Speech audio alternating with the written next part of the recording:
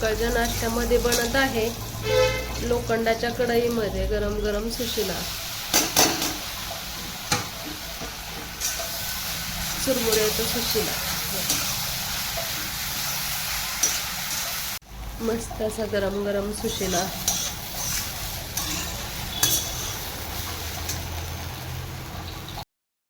शुभ सकाळ, मी भक्ती. आज आहे शनिवार आणि माझी नाही तब्येत बरी. पण कसं बसलाय तू? कसं करतात का देवपूजा?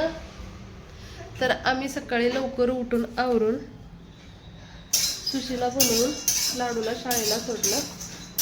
आता दादूला ट्युशनला सोडायचं आहे. मी आता इथे शाबूची तयारी करते, पण मी अगोदर भगर करणार आहे. आता शाबू परत लाडू आणि समर्थ आले ना मग करून खायचं. आणि दादू माझी देवपूजेला मदत करतोय. मी चाललेली बाळा, छान देवपूजा कर.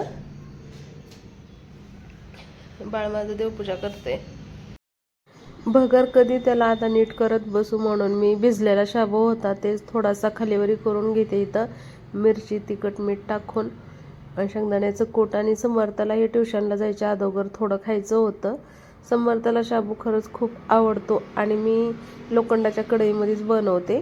छान बनतो, फक्त छान जर खालीवरी करून घेतला की काढून ठेवायचा, कढईमध्ये ठेवायचा नाही, कडक होतो किंवा मग त्याचा काळपटपणा गंज लागू शकतो. समर्थाला ट्युशनला सोडून गेले गिफ्ट घेण्यासाठी, तर बर्थडेला गिफ्ट द्यायला पाहिजे होतं आम्हाला. तर हे मला आणि माझी मैत्रीण दोघीला सुद्धा आवडलं नाही. आम्ही दोघीच गिफ्ट घेणार होतो आणि कलर पण अवेलेबल नव्हते. आम्ही विचार केला की मग आपण साडीच घेऊया आणि म्हणून मग मी साडीच्या दुकानामध्ये आम्ही दोघीही आलो. तर छान अशी आम्ही साडी घेतलेली आहे.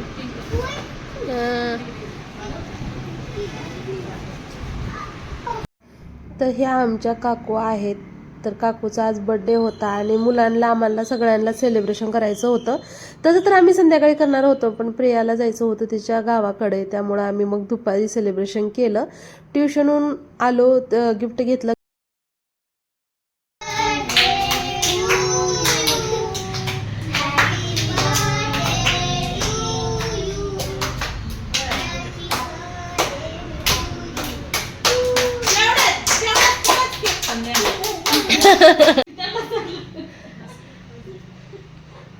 काका असा पाहिजे होतं.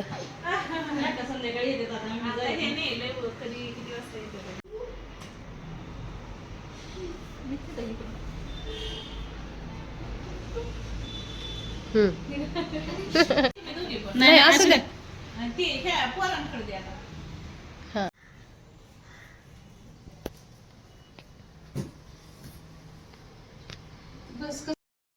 संध्याकाळचे 6:30 वाजलेत. मी आत्ता कपडे भांडे केले आणि आता बनवते भगर. पोरांना मी 5 वाजताच झोपवलं होतं, झोपलेत. तर आता उठल्यानंतर त्यांना शेवयाचा भात करणार आहे, कारण स्वयंपाक करायची माझी तरी आत्ता कॅपॅसिटी नाही बाबा. मस्त असं इथं मी भगर भाजून घेते. भगरचं उपीट करायला भाजल्यामुळं ना छान सुटसुटीत होते, चिकट होत नाही. तेल न टाकता भाजून घ्यायचं, जसं रवा भाजून घेते तसंच. मी नेहमी असंच बनवते. 1 बटाटा आणि ह्या 2 मिरच्या, ह्या पोपटी कलरच्या मिरच्या आहेत, जे वडापावची मिरची म्हणतात ना ते. तर याचं एक झाड आलं आहे आमच्याकडे गावाकडं, तर त्याच्याच ह्या मिरच्या आहेत, जास्त तिखट नसतात ह्या. तेल गरम झाल्यानंतर सगळ्यात आधी मिरच्या, बटाटा, पाणी, चवीनुसार मीठ आणि जाडं भरडं शेंगदाण्याचं कूट. उकळी आली की भगर टाकून हलवायचं.